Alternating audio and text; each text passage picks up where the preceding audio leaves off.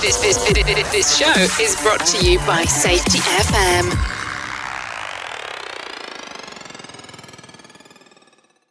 What's up, peeps? Welcome back to Rebranding Safety. Today is the first episode of our next quarterly co-host. This is Q3, but it's only the second quarterly co-host we've done because we started in Q2 with Laura. So it's kind of Q2 for us, but Q3 for... let's jump into the intro and tell you some more about it. The problem in safety isn't deviation, it's complexity. Health and safety has gone mad. Health and safety is trying to unpick having gone mad in the past. There's no one solution and one problem. The problem is that we are looking for one solution. Does the structure of the team allow them to flourish? Feel safe enough to be uncomfortable. The environment defines our behaviours. People aren't the problem, they're the solution. Rebranding Safety, crushing the stereotype. Brought to you by Riskfluent. What's up, peeps? Welcome back to Rebranding Safety. Rebranding Safety is the YouTube channel and podcast doing exactly what it says on the tin. We're here to change the perception of safety. We do that right here on YouTube and on the podcast as well. So if you're new here, hit that subscribe button and the bell and all of those magical algorithm thingamajigs, just like the animation that's telling you and subliminally messaging you right now. Not subliminally, because I'm overtly telling you. Anyway, episode 1 of our new quarterly co-host starts today, and we are talking to Rob Fisher. You may know Rob Fisher is a very prominent name in the kind of hop new view space, if you want to do that, and he has his own way of doing stuff, same as everybody does, and that's the cool thing about this, isn't there? Everyone's got their own little way of looking at stuff. You know, I've got my own way of implementing and kind of communicating and transferring this knowledge over and explaining things in different ways, and so is Rob. And this quarterly co-host is different from the last quarterly co-host in that it's just me and Rob, and we're really getting into his approach to his kind of safety. You get real insight into what it's like to work with Rob, essentially. But if you don't want to work with Rob, then still it's this insight in how to start. So those of you that have been listening to the Safety 1 versus Safety 2 mini-series, you've been reading loads of books, maybe you're in Project Mollitiam's book club and you've been reading all of our books. And you're thinking, how do I actually start with this stuff? This is a perfect place. So listen to this quarter's co-host. Episode 1, 2, and 3 will be step 1, step 2, step 3 to kickstarting your new view safety. But before we get into the first episode and our conversation with Rob, just a quick word from our sponsor. The official sponsor of Rebranding Safety is Paradigm Human Performance, and more specifically their HSE subscription service. The perfect solution for those small, medium-sized enterprises that are juggling so many balls and spinning so many plates that unfortunately safety might be a little bit like, you know, you're conscious of it, but you're kind of like, we probably need to do a little bit more there. You want to take that step beyond being compliant, but you still need to be compliant. Then this is the option for you, 100%. Paradigm HP are human and organizational performance experts. So this isn't a system of compliance that in 5 years' time you're going to need to declutter. It's exactly what you need to get started and be sustainable for the future and be an effective business as well, because it's more about just being safe and being compliant. So if you want to take that next step, or you just want to get started, this is honestly the option for you. Paradigm Human Performance's visions and values they just work and they make sense to us, and that's why we partnered with them. Getting worker safety part of DNAs of companies and getting companies to appreciate the subject matter expertise of the worker as well. So you can get this package starting from £99 a month. So check out all the details in the show notes below, or description, depending on where you're listening / watching. There's an email address, there's a phone number, there's a website. And if you're not quite sure yet, but you want to test them out a little bit, go to the website and sign up to the Learning Organisation webinar. It's an absolute great webinar full of amazing information, and it's the Paradigm team are all on it nearly every day. There's loads of them on there, so you can get a good feel for what Paradigm are as a team and as a group of people, what their approach are and their mannerisms and who they are and whether you like them or not. So it's a great insight, but ultimately you're going to learn a lot just from going on that webinar anyway. So don't forget, check out Paradigm Human Performance, but also if you want to, so go check them out on the website or contact them on the details below. And thank you very much, Paradigm, for sponsoring Rebranding Safety. And finally, just a note from my company, Project Mollitiam. If you're a professional working in health, safety, risk, or anything like that, even if you're an operational professional that manages safety and risk within your role, Project Mollitiam is the mastermind community for you. We do weekly community calls, helping each other solve each other's problems. We do book clubs. We do philosophy calls. The only philosophy conversations happen regularly in the safety profession, in the risk profession, is at Project Mollitiam. And we do a quarterly mastermind event, a 3.5-hour event of keynotes, of workshops, proper in-depth debates, solving problems like nothing else you've done before. And from the comfort of your own home. It's absolute nailed down solution for those of you that want to continually develop. This isn't about tick boxes. This is about getting involved, getting stuck in, and developing yourself and becoming a better professional. So if you want to check it out, you can contact me. I'll get you on a call for free and you can come try it out. Or you can also talk to the co-founder, Colin Nottage, if you want to. You can email both of us at me@projectmollitiam.com, or you can just go to the website and sign up straight away. I'll put all the details in the description below. Thank you very much. Let's get into the conversation with Rob Fisher, our quarterly co-host. Rob, welcome to the podcast. Thank you very much. And it's great to be here. Great to see you again. Yeah, for sure, man. And you're going to be quarter three. This will be, quarter three. Yeah. Quarter three's quarterly co-host. So we've just had our first quarterly co-host and it went really well. And this is kind of a different style. So in the first quarterly co-host, we had Laura and we were kind of doing two-way interviews, I suppose, where me and her were interviewing CEOs. And then you had a kind of different concept of we're going to go through the 3 steps of your model, which I really like. So it's really nice to see kind of diverse ideas and approaches. So why don't you kick us off by introducing yourself and the kind of overarching idea for the 3 sessions, and then we'll get into it. Okay, great, thanks. Well, I'm Rob Fisher. I own a company called Fisher Improvement Technologies here in the U.S. We've spent the last 30 years helping organizations and individuals understand why people make mistakes, especially mistakes could prove to be catastrophic, and how you can do one of 3 things with a mistake. You can prevent it, you can reduce the probability, or you can mitigate the consequences. That's it. That's what you can do with human error. There's a lot of components of human error. So years ago, we started taking on a bit of a holistic approach, saying, look, if you're going to try to prevent or reduce probability or mitigate error, you need certain things. You also have to write effective procedures, because if you want people to follow written guidance, it has to be good. And then you have to analyze problems using the science of understanding human performance, human and organizational performance, human error, whatever you want to call it now. And that holistic approach required us, years ago to start doing things a little bit different than the average human performance people were doing them. So, when people started talking about safety differently, for us, we've been doing things differently for a long time. Mm-hmm. When you talk about rebranding safety, I'm all in on that, because, rebranding it means you have to force the people that are coming into it and the people that have been around for a while to do things differently. And we've been all about that for a long time.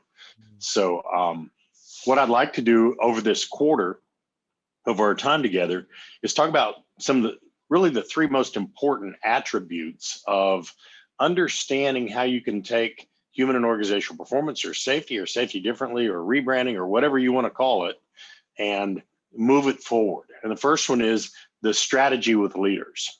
Bottom line, if you don't start with leaders, you're spinning your wheels. We've deployed in over 300 companies in 40 countries in 10 different languages. So we've got a little bit of experience with this.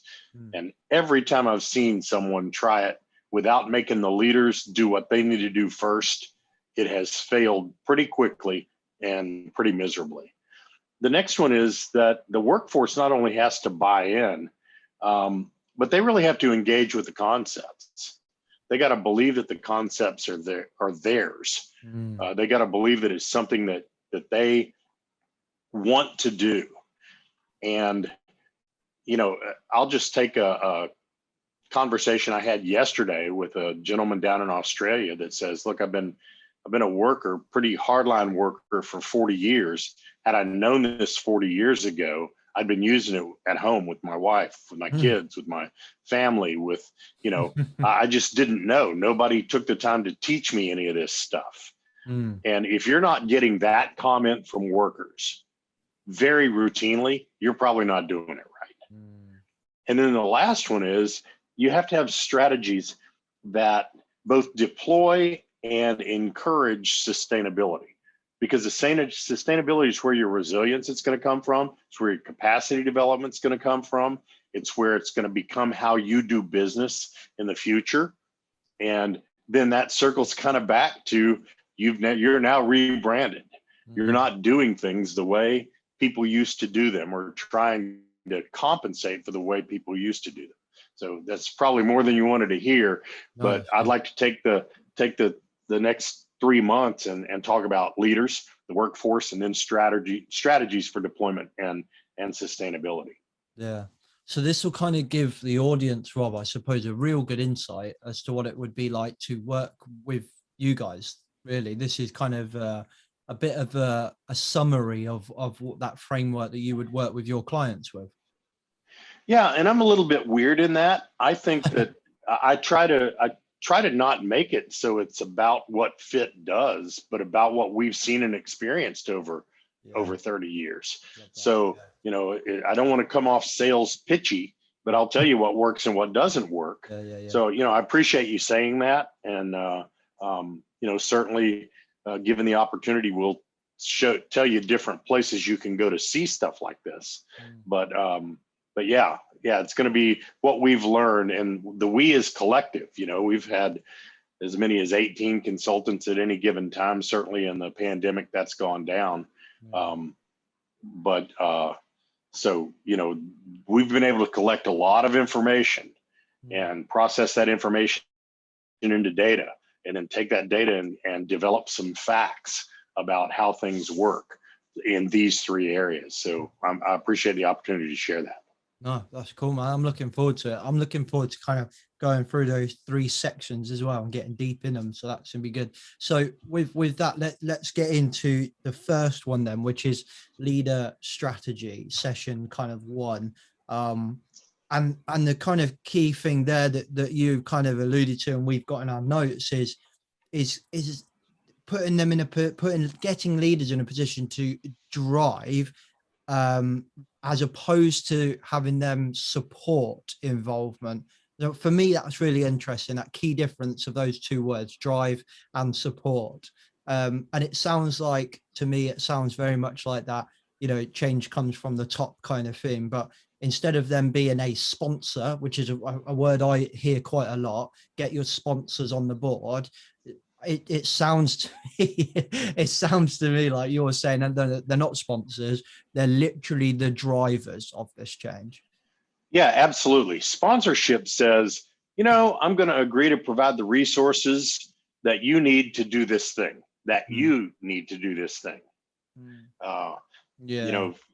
and driving says, we're going to make this happen.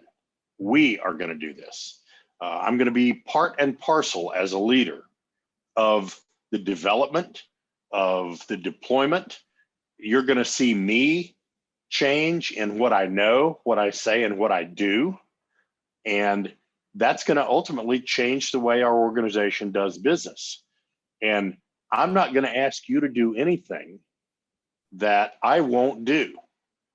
When somebody says they're going to support it, first of all, it's gotten to the point where it drives me nuts. I don't even know if I'm allowed to say that in our new woke world, but it drives me bonkers to hear someone say, we fully support our X, our safety, our productivity, our quality. I don't care. All that means is you shuffle around resources so somebody else has to do it. So James has to go out and figure out how to do it, but James may not have the stroke to do what needs to be done. And people are looking to those leaders to say and do the right things. And if they don't know the right things, they're not going to say them and do them. So what we found is that when we use something called the GEAR model, and the GEAR model starts with leader knowledge, leader language, and leader behaviors. And it's separated from the workforce knowledge and language and behaviors by a belt of engagement instead of a direct drive. You can't expect that those things are going to direct drive them. So in order for that leader to drive the changes they want, they have to understand the tension on the engagement belt. There's some talent that comes into that. Support requires no talent. It doesn't require any changes except for resources. So I liken it to, and I'll try to use a European model. I liken it to L'Oreal sponsoring a race car. There's nobody from L'Oreal that is gonna, and I don't even know if they sponsor a race car, but pick a sponsor. Over here I use the example that Lowe's, a big home improvement, would sponsor a NASCAR guy like Jimmy Johnson. Yeah. But his owner, Rick Hendrick, is actively engaged in driving the culture and the behaviors of the organization, not Lowe's. L'Oreal isn't, they don't want the race team to have L'Oreal values, right? They want that race team to have the values of the leader, and that leader to drive the performance, or they'll go get a new leader. And the driver is just a workforce person. The pit crew are workforce people. But the sponsors say, we're going to give you the resources to do this, and then you have to do it right.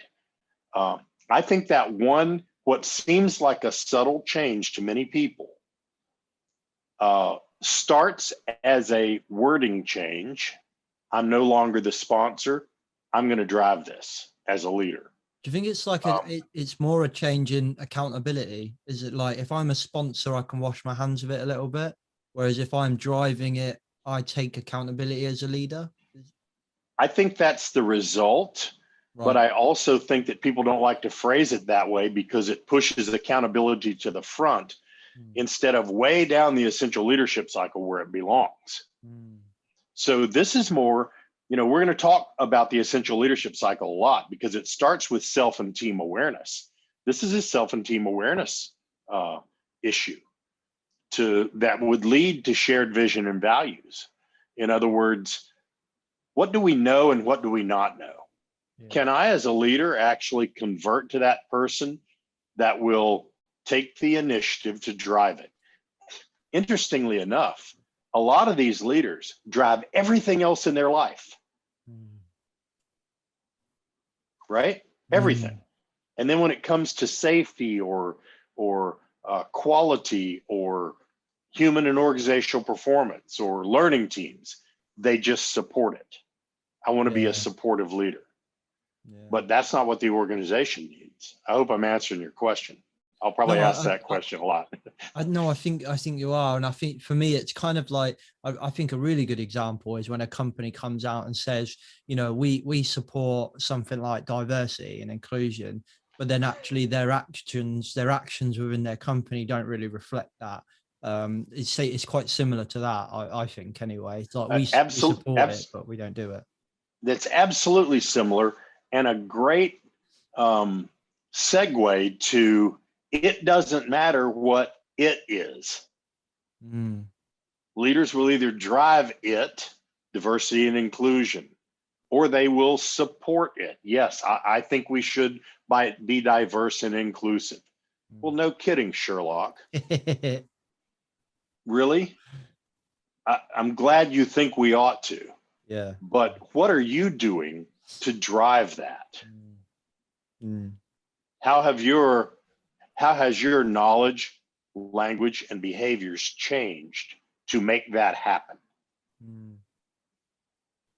Yeah, that really, it does really, that to your earlier point, that kind of, it sounds like it's just a change in words, but it is really a change in, it's just really a change in their position, their approach, their mentality, like everything, their involvement, I suppose. If you're a sponsor, I'd imagine you're less physically involved. Your work demand is probably not that much. You're just throwing resource and money, time, whatever. But actually, I feel like if you're driving it, your time, your focus, and your cognitive effort goes into it as well. Yeah, and I'll give you another example that we're dealing with right now. we have a client that has a sponsor for a significant near miss, near hit that could have killed multiple people. And it was a event. They have a sponsor for the learning team. We call them facilitated improvement teams. We called them those, way before, learning teams kind of made the rounds. We've had these, but they have this sponsor for the team. And I asked in the original meeting, okay, so who owns it? And blank stares. I said, well, somebody's got to own it. Well, I'm the sponsor. I know you're the sponsor. That means you're going to make sure we've got the resources. I want to know who owns the problem. And we had to have a discussion about what that means, about the difference between the sponsor that says, I'm going to make sure you've got all the resources that you can have to help solve the problem. I said, you mean your problem? And got quiet again. I said, remember, this is your problem. Do you think by any stretch of the imagination, we're going to find that two yahoos went out there, screwed something up, didn't have any systemic drivers, didn't have any organizational drivers, and could have killed multiple people just because they made one mistake that they shouldn't have made? Do you think that's what we're going to find? Like it was completely off of their own back. It was pure negligence. Like, they're occupational terrorists, so to speak. And so I think that for a long time, and I think human and organizational performance has suffered from this for a long time, because the leaders weren't educated well, because the leaders didn't shift their paradigm, that leaders believed that human and organizational performance was a shift in blame from the workers to managers. I mean, we've been doing this 20 plus years. You've still got leaders out there that think that safety differently is a shift to the managers. That is kind of how it. I think if you really get into the, I suspect Shane Bush. I suspect you know him quite well. Yeah, I know him well. I'm currently on the on Shane and Teresa, Teresa Swinton as well. I assume from Paradigm. I'm on their course for human organizational performance practitioner. Rolls off the tongue that. And it was interesting. This conversation of blame kept coming up over and over again, and it's so interesting that when you introduce that concept or that shift in paradigm to people to remove blame from the workforce, it just gets shifted up to the leadership. It does. And you then have to, and I think Paradigm did this really well in the course, and Shane did it really well. You have to then do the same again, and then it goes up to the senior leadership, and then you have to do the same again, and so on and so forth. But I think one thing that Shane blew my mind with, because I've struggled with the concept of removing blame for a long time, because in my opinion, blame exists whether we like it or not. It's like a human emotion. It's also a legal. It's there. There is culpability in our legal structure and so on. And he explained it from a point of view which I think I've heard Todd explain it like this as well, in that we need to understand, I think Todd does it in his book actually, understand the difference between accountability and culpability, and that accountability is something that's really personal.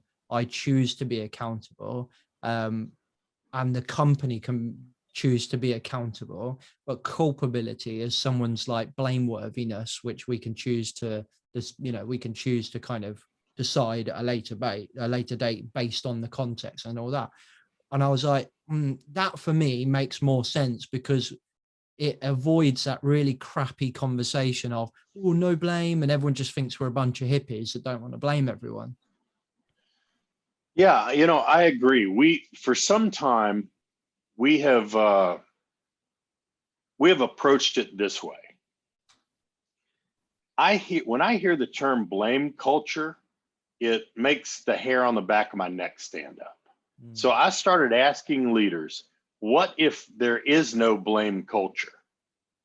What if blame is a human nature characteristic that needs to be managed, as opposed to a cultural issue that you try to change. You're not going to change blame. Yeah. I can't make my wife not want to blame people. Her nature is that, and that's not a bad thing. That's human nature. It is such a knee-jerk reaction, isn't it? We blame, bang, bang, like that. Like we don't even think about it. We just blame straight away. But just like our personality tendencies, if we understand them, if we're aware of them, we can manage them. We're not going to try to change our blame culture because we don't have a blame culture. We have a whole organization of humans whose natural tendency is to blame. Well, if an individual's natural tendency is to take a knee-jerk fix, we can get them to manage that, right? So why can't we get them to manage the emotion of blame? And what we've discovered is you can. You know, you can get people to push their pause button and manage the emotion of blame, because that's what it is, instead of the technical attribute of blame, which it isn't. So you have to start talking about those things differently. Again, that's a paradigm shift that leaders have to make, because the bottom line is, if you allow the whole blame conversation, in half of the people's mind, it's always going to be a shift. But if blame isn't part of the discussion, because blame is an emotional thing and we're trying to find out more factual, more science-based things, then we can discover what we would call systemic drivers. I can't blame a manager for a bunch of systemic drivers, because all of our cumulative actions, behaviors, values come together to create these systemic drivers that make people do what they do at the time they do it and have it make sense to them at the time. Yeah, definitely. No, I like the way you explained that. Like, it's not about removing blame. It's about just accepting that blame is an emotion, and that emotion doesn't, whilst emotion is a consideration during an event or a management of safety or human organizational performance, it's something we really need to just kind of not let drive us. Just as a consideration, it sits there, but separate it from our decision making. Yeah, and in that way, we're managing it. Because remember, in most organizations out there, you have a slew of high-performing, highly individually accountable workers. They blame themselves like crazy when something goes wrong. We had to spend almost half a day talking the two operators off the ledge because they were blaming themselves. And I said, you can punish yourself later, but don't let your blame get in the way of us finding the systemic and organizational drivers that we can manage that will keep this from happening again. See, blame just gets in the way of all that. I like that. I really like that. You've mentioned paradigm shifts a few times. Like, is it just the paradigm of blame that needs to shift, or there are other things that we need to shift within the leaders' kind of paradigms? No, there's a whole spectrum of shift. And that spectrum changes quite frequently. But I love, Sydney Decker and I were down in Brisbane a few years ago, and we were having a discussion about how if you want somebody to shift their paradigm, you've got to give them a paradigm that makes more sense to them than the one you're asking them to leave. That's what deployment is. It's shifting people's paradigm from wherever they're at to where they need to be to support a sustainable future. So, even in rebranding safety, you can't just tell people to rebrand it. You've got to shift the paradigm from where they're at. When we to what? When we wanted to diss the pyramid, you had 100,000+ safety people out there that had lived that pyramid every day for 40 years. You can't just walk in and say the pyramid sucks. It doesn't work. It never works. So Foxtrot Uniform U, don't use it anymore. Because they'll give you 20 examples where something fit that shape. Yeah. That didn't fit the shape because of the shape. It just happened to maybe come out that way because of the way they collected the data. But you start again. This is where leader education comes in, because they can't change their language and behaviors if you don't educate them. That's where the paradigm shifts happen. So we're working with a major airline, and the word accountability kept coming up and kept coming up and kept coming up. So the paradigm of making accountability a resultant condition instead of a driving element, that paradigm shift happened really quickly. I like that. And then you could see everything fall into place. But in a lot of places, in every high performing organization we've ever worked in, you never hear them talk about accountability. I wonder why that is. It's not because it doesn't exist. It's because it is a resultant condition of the way the organization behaves. I really like that. I really, really like that. Like that answers, like, I've been struggling with getting people to look at accountability like this for a long time, like talking to clients and members and saying, you've got to, accountability is not something you force on somebody. It's something that they choose to take on themselves. And that, they just didn't get it because they've had accountability drummed into them as really just another form of blame over the years. But actually, the way you've just described that, I think that is really nice. Like, and it makes sense. It's kind of a systematic way of looking at it. Accountability is an outcome of the system that you create in a way. So if you want accountability, you need to create a system that enables them to become accountable. Yeah, exactly. And so the other piece of that is that in every organization that we've ever run across that struggles with accountability, they talk about it all the time. So from an outsider perspective, all you have to do is go in and listen for 4 minutes, and you'll find out whether they're treating accountability like it should be treated in an organization as a resultant condition, or whether they're trying to drive accountability. And in some of these organizations, they just get somebody with a bigger hammer. They bring somebody in from outside and say, oh, this guy's a great in accountability. He's an ex-military and he's got a strong history of accountability. They're there for about 2 years. They move on to someplace else and they bring somebody in with a bigger hammer. And in organizations that are what I call organically accountable, in other words, it's developed. I'm accountable to you. You're accountable to me. I'm accountable to myself. The organization's accountable to us. All of these things are happening because of the systems we established. To me, I'm just going to talk about me. That was way left out of HOP and human performance in the beginning, because they made it about the worker. And good, human organizational performance or safety differently or safety, if that's done right, it's never about the worker. It's about how the worker is impacted by the systems that put them in the positions that they're in when they're doing tasks. And that's exactly, in my opinion, why BBS gets such a bad rap, is because the same thing happened there. Is, BBS, yes, people will pull it apart and whatever, but fundamentally, if you listen to a lot of Scott Geller's stuff that he talks about now, it's like, that's what we talk about now in the safety new world, the safety 2 new view, whatever you want to call it, world. And I think that one of the things where BBS fell down was exactly what you just said, was we just focused on the worker on the shop floor.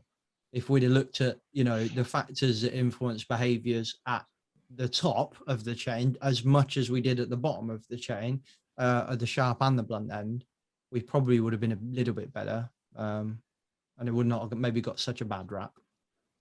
And I think that part of that is early on, we were never driven to segregate observation and engagement.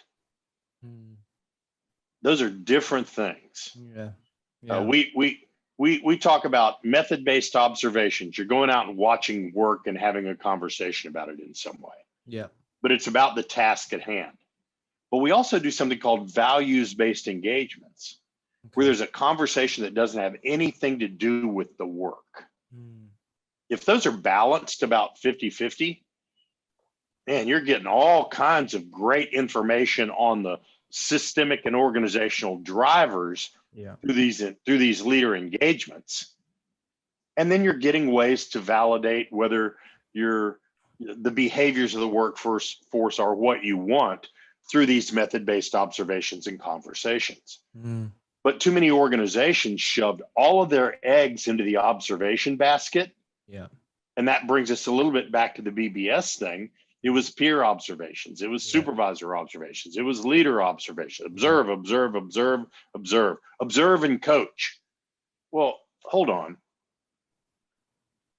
Name a famous soccer coach over there.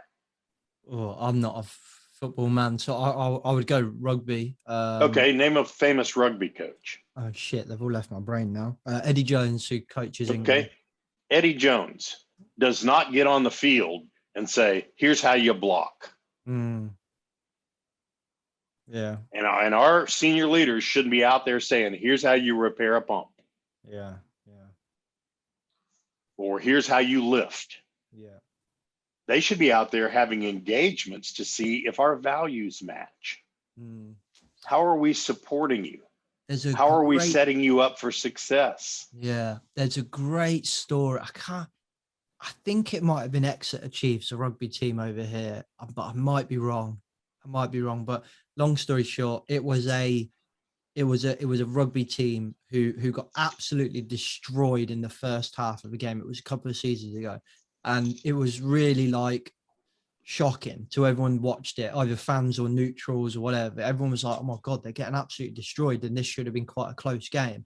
And then in the second half, they came out of nowhere and like destroyed they won the game, and like even though they were like loads of points down, and in the second half, I mean, in the end of the game, the journalist or the pundit, whatever, said to the coach, "What did you say in that changing room?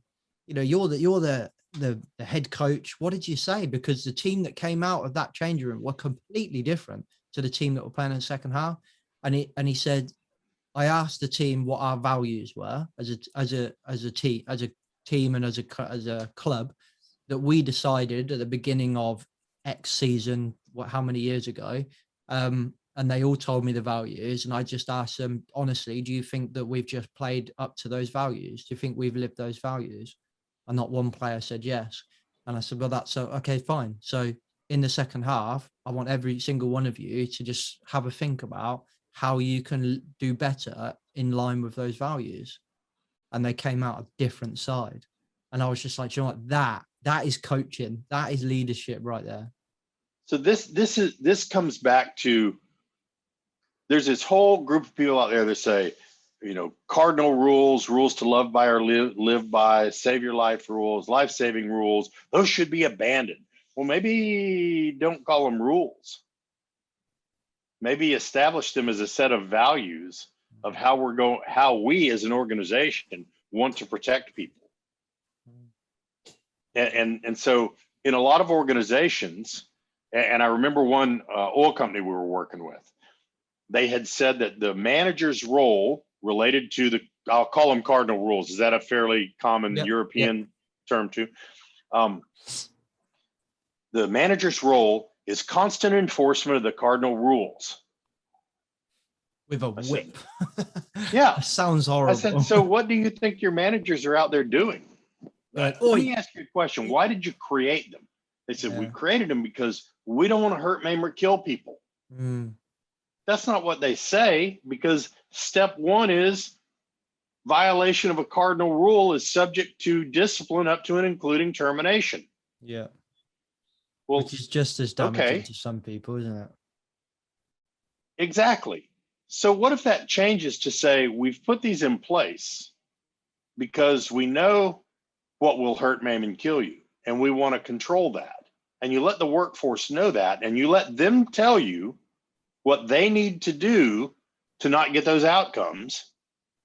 And then you have your managers go out and continually engage on whether the organization is providing them the need or the capability to pull off those things they gave you.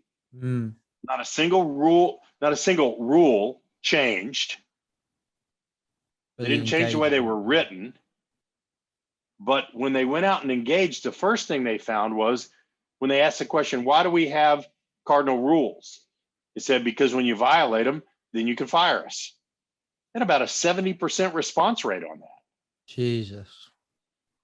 And I would say most organizations will have that response. Yeah. Because it's the first thing in the damn procedure. It's a great example of like workers done and workers imagined, isn't it? That the leaders imagined that the rules are there to save lives and protect people, and it's really moral, it's really heartfelt, and it's caring. But actually, how it's perceived on the shop floor is you don't understand us, and you don't engage with us, and it's just there so that you can sack us. That's all. So you don't care about us, and it's like, actually, no, we put these in because we do care about you. Right. So the second step, the first step of the essential leadership cycle is self and team awareness. We've got to really know what's going on. And in order to do that, leaders need to engage, not observe. And or not only observe, let me put it that way. Yeah. But the second part of the essential leadership cycle is shared vision and values. And what they discovered was a values mismatch that was driving workforce behaviors that they would never do the things that they thought leaders didn't want to see when a leader was there. And they would never tell them about it because they thought they'd get fired for talking about it. A lot of people, I got the question asked today, how long does it take to change a culture? I said, as long as it takes leader language and behaviors to change. Because I mean, there's a utility here in the US right now that's using these values-based engagements, and they say it's been a game changer. The CEO asks every senior leader every Friday, what are the top 2 things you learned from your values-based engagements this week? Nothing documented, nothing written down, nothing put in the observation database, just a group of leaders that has a conversation on what they need to change to make sure their values are aligned. Yeah.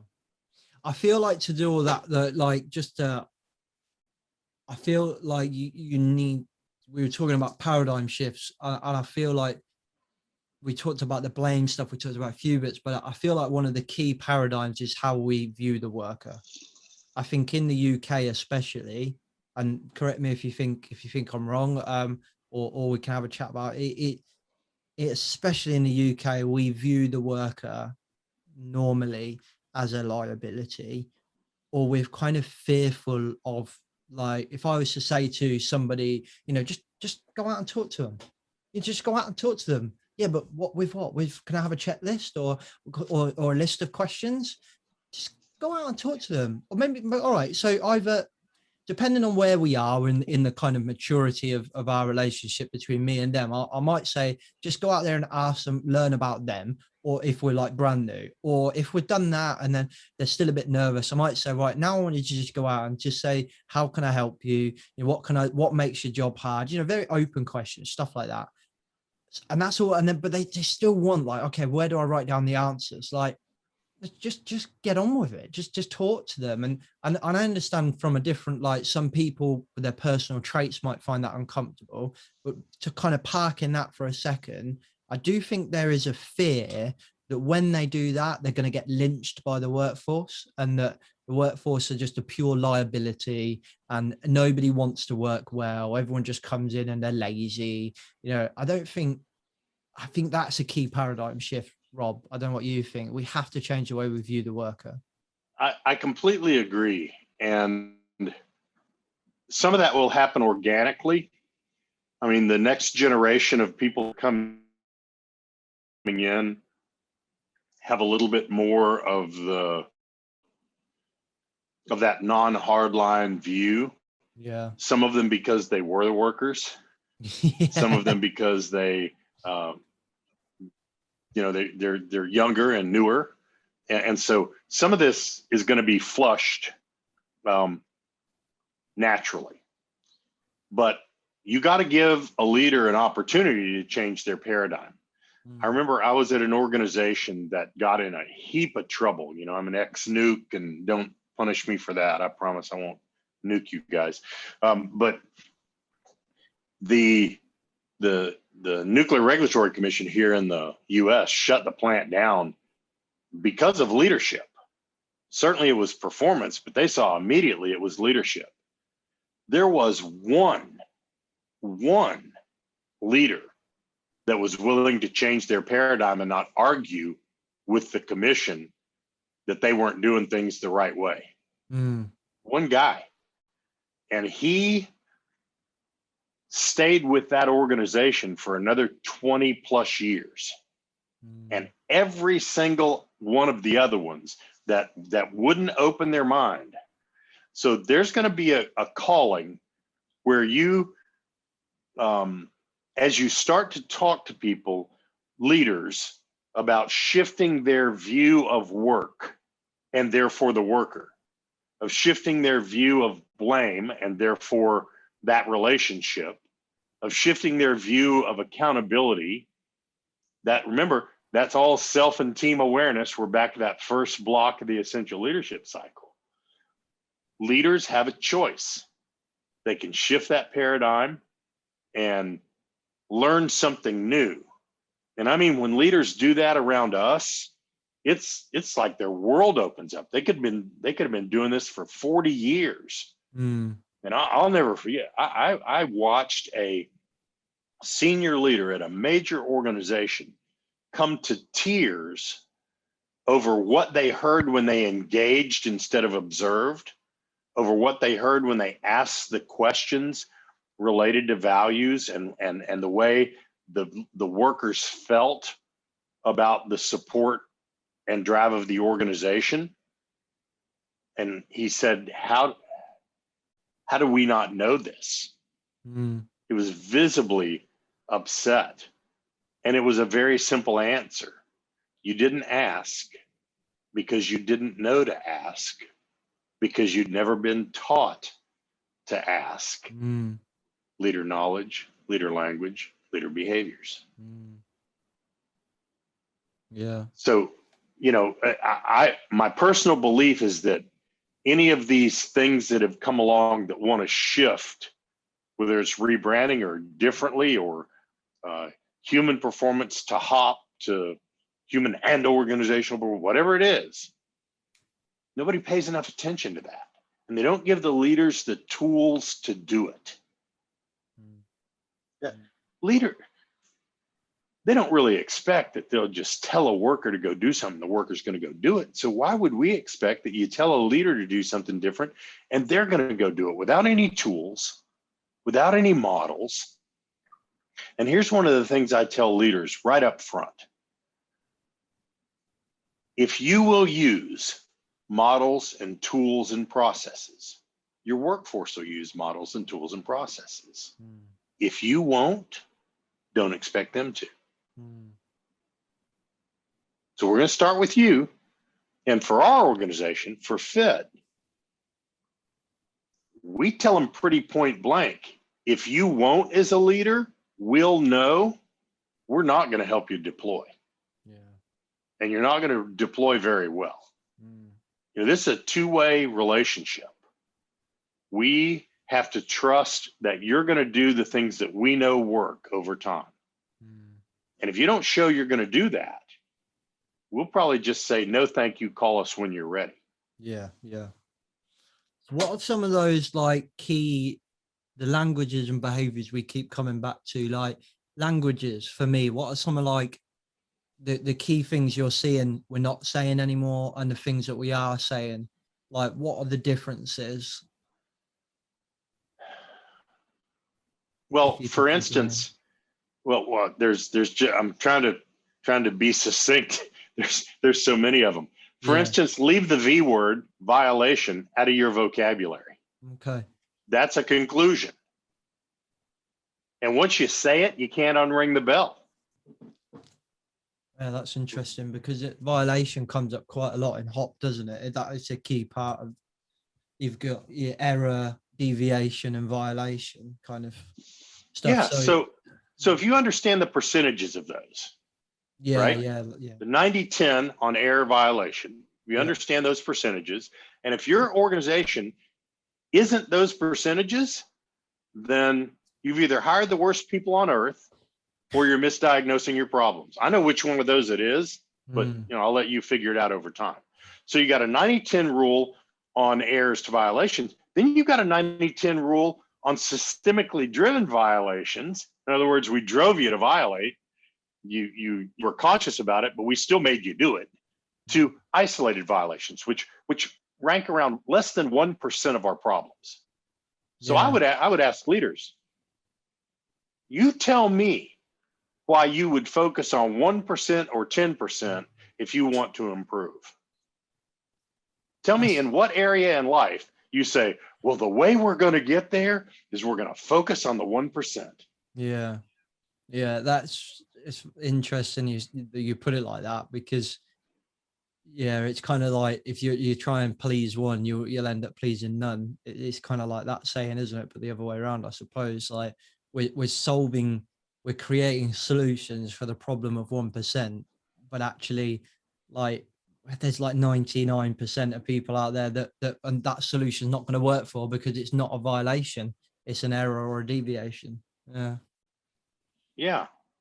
Yeah, that's a really good example.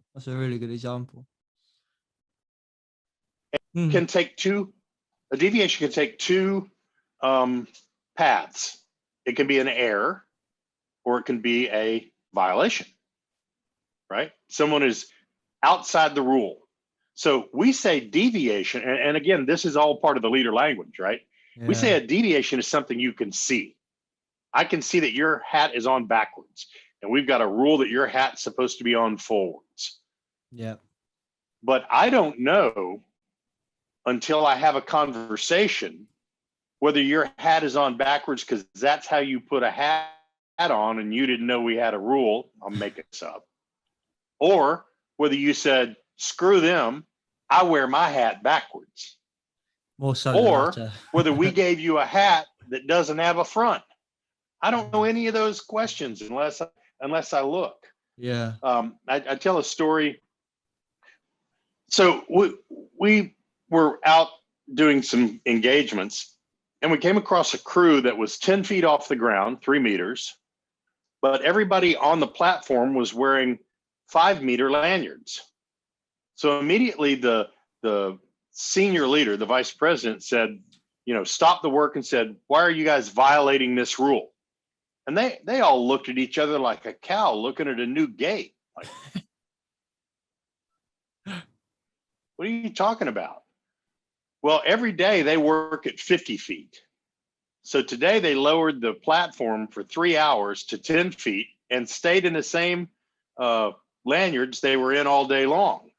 They were deviating from a rule. We could see the deviation, but there was no conscious intent to be outside that rule.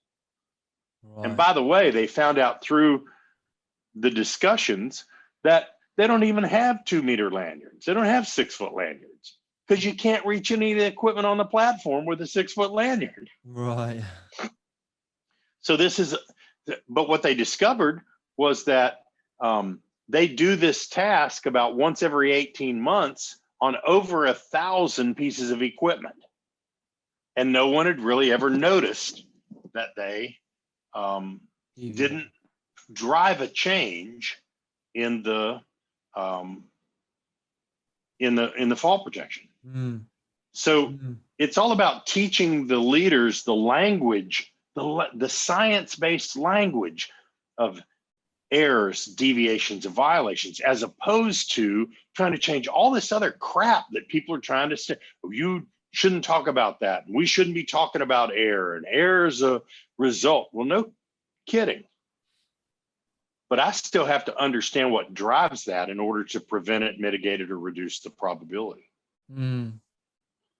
So what are some of I feel like we've covered quite a lot, paradigms, the change of paradigms, the changing of the language, how important engagement is. What are kind of some of the tools and models, unless you've covered them already, but like the tools and models that you'd give a leader to use essentially? Well, the two that we start them with, there's really three. The first one is the essential leadership cycle. Okay. How do you, and even before that actually is the task-based system. In other words, what are we going to give the workers to understand what the systemic drivers are in a task? People, programs, processes, work environment, organization, equipment. On any task at any time, every individual, no matter where they're at, is surrounded by those things, and they're all dynamic. So as a leader, I have some influence over those systemic drivers, people, programs, processes, work environment, organization, equipment, and how they impact the individual in the middle of that task. So leaders have to understand that model. So, but I've got 100 of those going on during the day. So I need the essential leadership cycle, self and team awareness, shared vision and values, clear roles and processes, trust, diversity and inclusion, commitment, accountability, and continuous learning and improvement. I need to understand that cycle so I can control all of those task-based systems out there the best I can as a leader. So when you understand how those two models can be used every day, if you think about it, I can bucket things in the task-based system when they impact the task, but I can bucket them in the essential leadership cycle if I want to fix them, because I know that self and team awareness, shared vision and values, and clear roles and processes are driving elements. We have pictorials on all this, and all the rest of them are resultant conditions. Trust is a resultant condition from good self and team awareness, good shared vision and values, good clear roles and processes. I can't ask people to be diverse and inclusive if they don't trust me. I can't ask people to commit if I haven't got diverse and inclusive input. People don't trust it, and the processes are clear. Therefore, how can I hold them accountable? So it all fits together. We teach very early on how to do that. And the other model we teach leaders to use almost immediately is called deviation analysis. How do I understand? Remember, we wanted to make that V word go away. How do I understand by approaching this from a systemic process, whether something was an error or violation? If it was a violation, was it systemically driven? And then what can we do as an organization to reduce the probability that something like this will create a bad outcome? When leaders start using those three tools,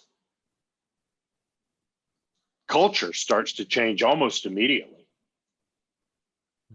I mean, if you ask a worker, tell us how you violated this rule, you're going to get bad answer. I don't know whether I'm allowed to say that. You're going to get crappy answers. You can swear, mate. Yeah. We've said a lot of fucking worse words on here, that's for sure, mate. Don't you worry. But if I ask a worker, tell us whether these rules or whether these processes were available, workable, intelligible, correct, and consistently reinforced. Help us understand that piece of why a rule was potentially systemically deviated from. They've got all kinds of input on that. Yeah, the change in language is just so powerful, isn't it? Like the amount of people that I talk to that say just saying, and I've heard this so many times, and you probably have as well, but like just going out and saying, can you give me your statement for this incident? Change that to, can you tell me the story of this event, or this, even if you said incident, just tell me the story.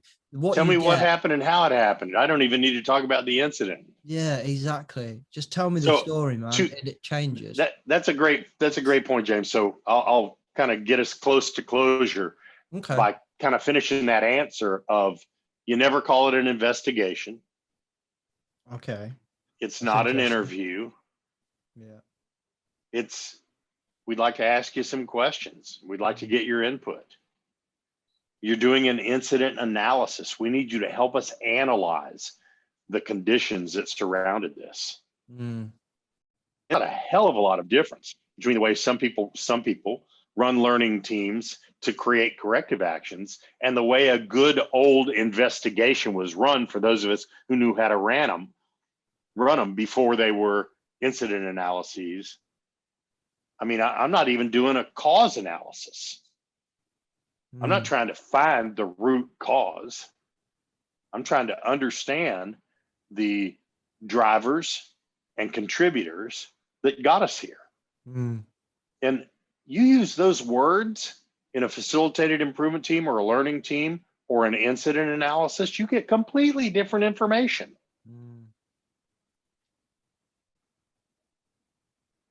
So that's again, you know, the leaders have to start using those terms and they got to know what they mean. And too often in the past, we gave the leaders one session of an hour on how they're supposed to look at errors and violations and deviations differently, patted them on the ass and said, now go ye forth and be better. Yeah. And there's nothing else in the world we do that with. And expect people to be good. Nothing. Yeah. Yeah. No, there's nothing in there I don't agree with, mate. I think you make a lot of sense, and it's refreshing to kind of hear it in those tangible ways of things that people can actually pick up and take away, and not just like high level helicopter statements like, well, you can't learn and blame, see you later, and that's it, nothing else. I'm like, okay, what do I do with that?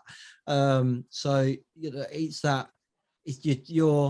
you're changing the language, but you're also kind of not changing the language too much that it's so far out of the operational language, or it's so far out of the operational vocabulary that they don't understand it. Do you know what I mean? I feel like sometimes we go from operational language and we go all the way over to like academic language or science language, and they're just like, what is that? I have no idea what you're talking about.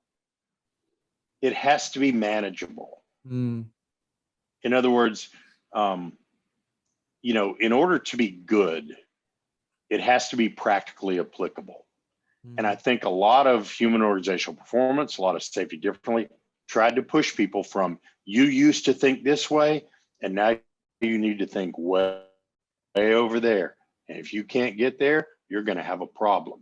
And they put all the academics elements, as you well said, behind that.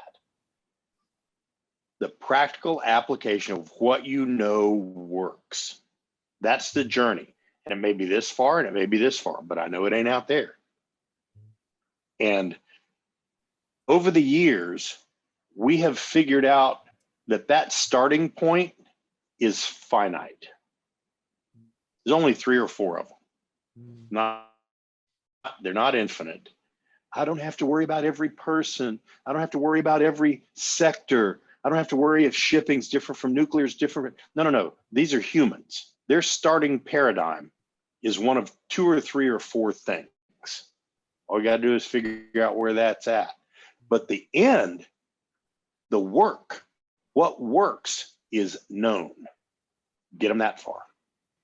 Right. Okay. Yeah, we're having some technical issues, so I apologize for that, Rob. In post edit, I shall try and make this as smooth as possible. But I apologize if anyone's like, hang on a minute, what Rob just said, there's like 50 words missing from that. I will try my damnedest. But if you can, James does something like that. He clipped it. Yeah. hey, look, there was some systematic issues there, right? It wasn't a violation. If you could just tie this in a loop by just introducing the concept that probably like kind of step 2 that we're going to go through next month, that would be great. And then we'll give your kind of company a little shout out as well, Rob, and okay. And we'll tie it in a loop. Okay, sounds great. You know, we talk a lot about leaders because if you don't get them first, you're going to struggle. But at some point, you have to get with the workforce and engage them in where we're going. So session 2, we're going to talk about workforce buy-in. How do you get the workforce to change their paradigm? And then how do you get them to engage with the concepts so they figure out really quick, hey, this works for me. I'm using this for me. I'm not using it because they told me to. I'm using it because it works for me. Yeah. When you get that, then you're starting to create a sustainability And part of our experience is that when a worker leaves a company and goes somewhere else, guess what? One of the first things they want brought into the new place they go is these concepts that buck the old system. Yeah. And so you can see a lot about. I'm looking forward to session 2, and getting down into the organization. As long as people don't just listen to session 2, they go do session 1 first. Definitely. Yeah, definitely. We'll make sure that we make that clear in the episode, that this is a 3-part one. Give us a little shout out to what you do, Rob, in case anyone's listening and they're like, oh my God, I need to talk more to Rob, or work with you. What does that look like? How do they get hold of you? Sure. Our website is improvewithfit.com. But we have an online learning platform called Fit Online. So a lot of what we talk about is in Fit Online. If you go to online.improvewithfit.com, okay, then you can join for free. There's probably 200 free videos, wow, and audios, all broken into anything from 2 minutes long. I want to talk about performance modes, and here's somebody talking about them for 2 minutes, to a 2-hour speech on how advanced error reduction fits into the healthcare field. Wow. And all of that is free. We also have paid courses on there. So if you want to become a practitioner, you can go on there and pay for a course to become an advanced error reduction practitioner. If you want to learn deviation analysis, you can go on and say, I want to send my 5 managers through this deviation analysis. Then you can take that course and have discussions. And we have an online networking forum in this online.improvewithfit.com that lets us have open conversations like this with the thousands of people that are members of that community. Nice. So certainly visit us at our website, improvewithfit.com, or go join for free at online.improvewithfit.com and be a part of that community. Awesome. Thank you very much, mate. We'll put the links to that in the description as well, so people can do that if they forget. Thank you very much for your time, Rob, and we'll talk again next month. Sounds great. Okay, peeps, hope you enjoyed that. It's a quarterly co-host, so there won't be any reflection episode.